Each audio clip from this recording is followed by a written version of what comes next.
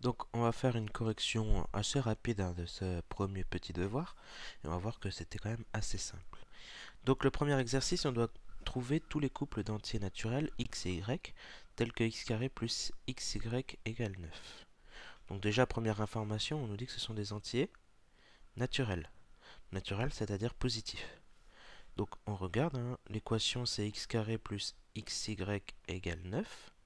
On remarque déjà une chose qu'on peut factoriser le membre de gauche par x, ce qui nous donne x facteur de x plus y.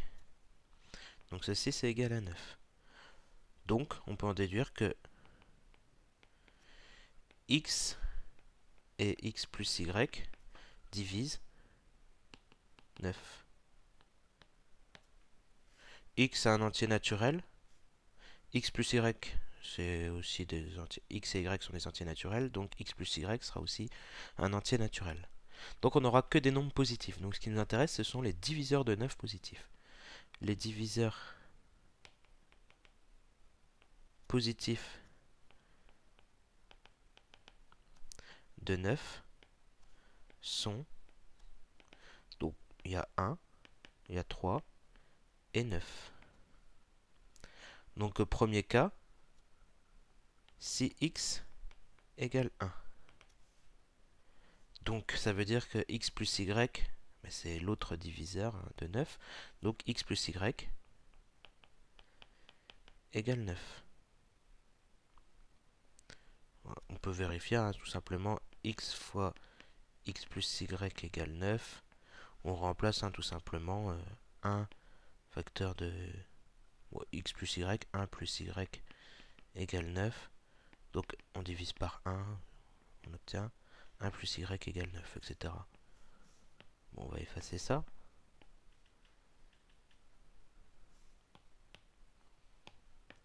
Donc 1 plus y égale 9, donc y égale 8. Donc on a notre première solution. On a x qui vaut 1 et y qui vaut 9. C'est notre première solution. On peut regarder la deuxième. Si x égale 3, x plus y, c'est l'autre. 3 fois quelque chose égale 9, donc c'est 3 fois 3. Donc x plus y égale 3. Donc 3 plus y égale 3. Donc y égale 0. Donc on a une deuxième solution qui est 3 et 0.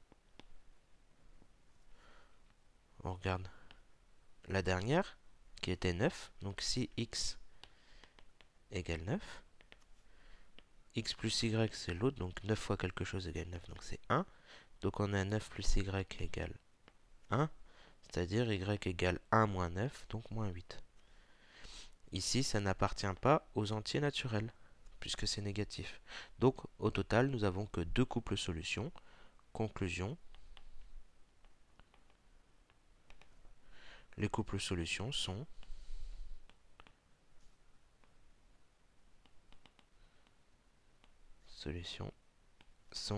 donc 1 9 et 3 0.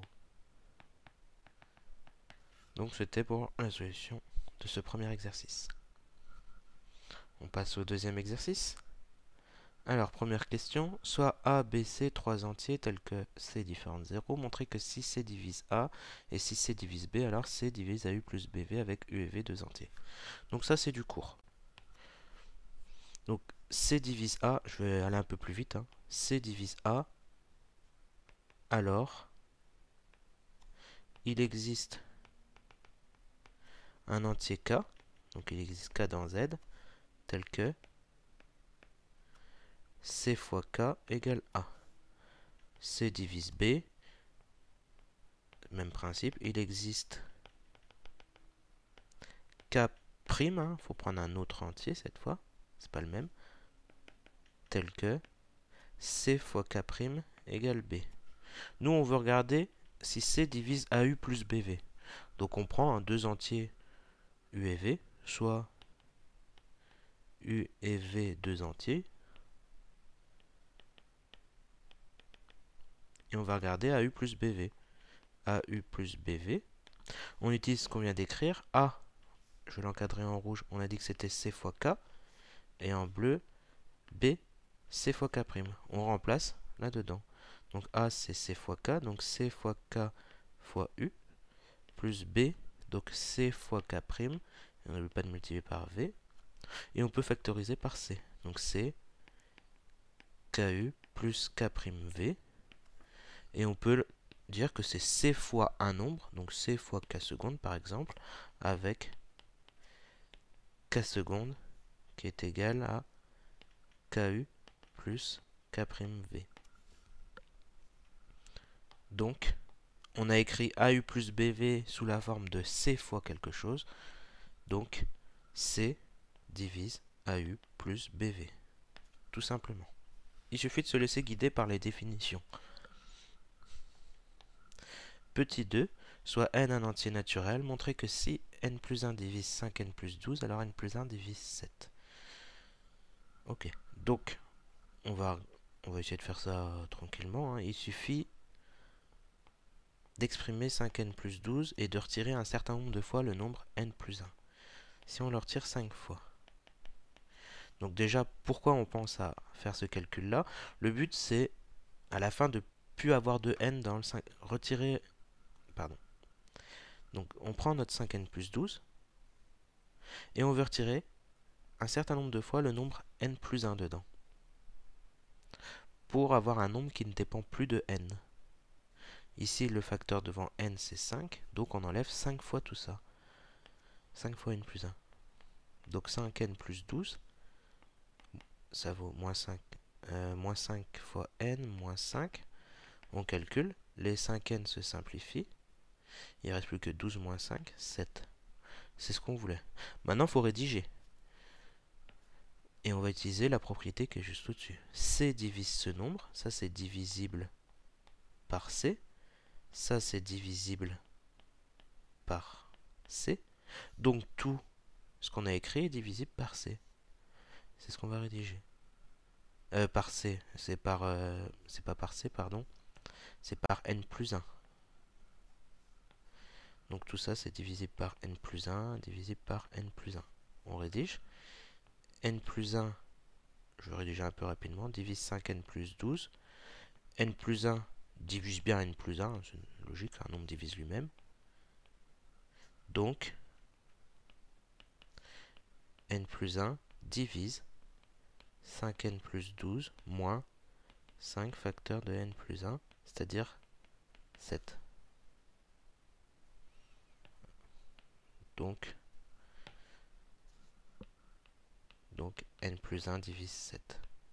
C'est ce qu'on voulait. Petit 3. N plus 1 divise 7. N, c'est un entier. N, c'est un entier naturel. Donc, n plus 1, c'est positif. Les diviseurs de 7, les diviseurs positifs,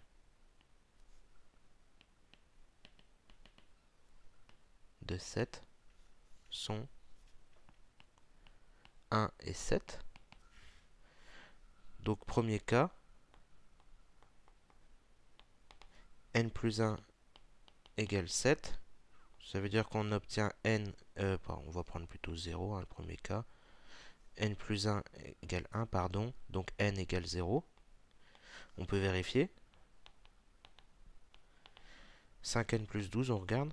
5n plus 12, donc avec n égale 0, ça vaut 12. Est-ce que ce nombre-là divise ce nombre-là? Oui. Et 1 divise 12. Deuxième cas. Voici, c'est n plus 1 qui vaut 7. C'est-à-dire que n vaut 6. Bon, on regarde. Vérification, si ça fonctionne bien. 5n plus 12. Donc 5 fois 6, donc ça fait 30, plus 12, 42. Est-ce que ce nombre-là, le n plus 1 divise bien 5n plus 12? 7 divise bien 42, c'est vrai ça. Donc conclusion. Les entiers n, les entiers naturels n, tels que n plus 1 divise 5n plus 12 sont n égale 0 ou n égale 6. J'ai pas fait la phrase parce que j'ai pas de place, mais j'espère que vous avez compris. Exercice 3. Première question. Alors, soit n un entier naturel, montrez que si n carré est pair, alors n est impair. Ok. Donc, on pourrait commencer assez naturellement. Hein. N carré impair. Donc, il existe, hein, j'écris rapidement, un cas dans Z tel que n carré c'est 2k plus 1. Et pour montrer que n est impair, en utilisant ce raisonnement-là, c'est assez compliqué. C'est pour ça qu'on utilise une autre méthode qui est la démonstration par contraposé. Donc la démonstration par contraposé, c'est-à-dire il faut partir dans l'autre sens, mais alors on va plutôt exprimer autrement. N carré impair implique n impair. Pour la contraposée de cette phrase-là, il faut partir dans l'autre sens et prendre la négation de chaque phrase. Donc n impair, sa négation c'est plutôt n pair.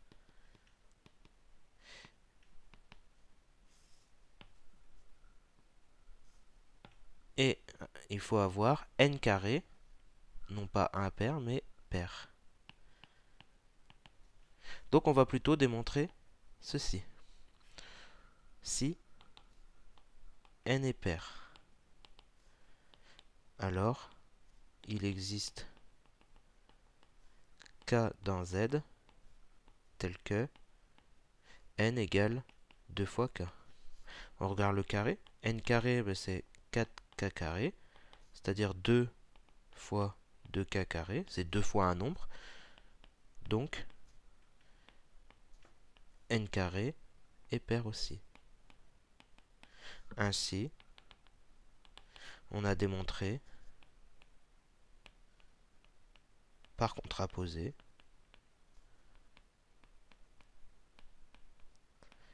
que si n carré est impair, alors n est impair aussi. Attention, il faut bien savoir ce qu'on démontre. J'ai vu dans plusieurs copies, plusieurs copies sont parties de si n est impair. Donc ils ont fait le calcul, hein. N c'est de la forme 2k plus 1, on élève au carré et on montre que n carré est impair aussi. Alors, c'est vrai, c'est une démonstration valable, sauf que vous n'avez pas démontré ce que je voulais. Moi je voulais qu'on démontre si n carré est impair, alors n est impair. Attention à ce qu'il faut démontrer. En démontrant ce qui est encadré en bleu ici, donc ceci, si n est impair alors n carré est impair, vous avez démontré la réciproque. C'est pas ce qu'on attendait ici. Donc attention à ne pas confondre tout ça et à démontrer ce qu'on demande. Le plus simple c'était la contraposée. Alors pour bien vous assurer que le raisonnement par contraposée marche, on peut, à travers cet exemple-là, on peut raisonner. Si, vous pouvez suivre, hein, si n carré est impair. Ok, on suppose que n carré est impair. N est soit pair, soit impair. Jusque-là, pas de problème. Un nombre est soit pair, soit impair. Si il est pair, donc s'il est pair, ça impliquerait que n carré est pair aussi, d'après ce qu'on vient de démontrer au-dessus. C'est ce qu'on vient de démontrer dans l'encadré noir au-dessus. Or, on a supposé que n carré est impair, donc ça, c'est pas possible. Donc forcément, nécessairement, il est impair. J'espère que vous avez compris l'idée de la contraposée ici. Donc en fait, on regarde si n carré, on suppose que n carré est impair. On regarde les cas possibles pour n. N il est soit pair, soit impair. Si n est pair, bah alors on aura automatiquement n carré impair. Et ceci n'est pas possible puisqu'on a supposé que n carré était impair. Donc il est nécessairement, donc n est nécessairement impair. C'est un raisonnement assez classique quand l'application directe est un peu compliquée et on voit qu'une sorte de réciproque est plus simple. Je dis bien une sorte, c'est pas la réciproque qu'on a démontré ici. Pardon. Question 2. Donc on va regarder, on prend x et y, deux entiers naturels, donc attention, ils sont positifs, tels que y carré c'est 2x carré plus 2x plus 1. On doit montrer que y est impair. On peut regarder ici déjà, y carré en factorisant par 2 les deux premiers termes, ça nous donne 2 facteurs de x carré plus x. Et on n'oublie pas le plus 1. C'est-à-dire ici on obtient un nombre de la forme 2 fois k plus 1 avec k qui vaut x carré plus x, qui est un entier. Bon, il est même positif, on pourra le mettre dans n. Donc, ici on a l'écriture de y carré, il est impair. Donc y carré est impair. Et d'après la première question, on a dit que si on avait un nombre au carré qui était impair, alors le nombre lui-même est impair. Donc on peut conclure y est impair. Ne pas utiliser ici l'argument y et y carré sont de même parité, puisque c'est pas ce qu'on a démontré ici. Même si on peut rajouter quelques lignes pour le démontrer, on utilise tout simplement la première question. Si un nombre au carré est impair, alors ce nombre est impair. Question B. On prend C, un entier naturel, donc positif, qui divise x et y. On doit montrer que C égale 1, pardon. C'est bien ça, C égale 1, oui. Donc on récrée l'expression qu'on obtient au tout début, 2x carré plus 2x plus 1.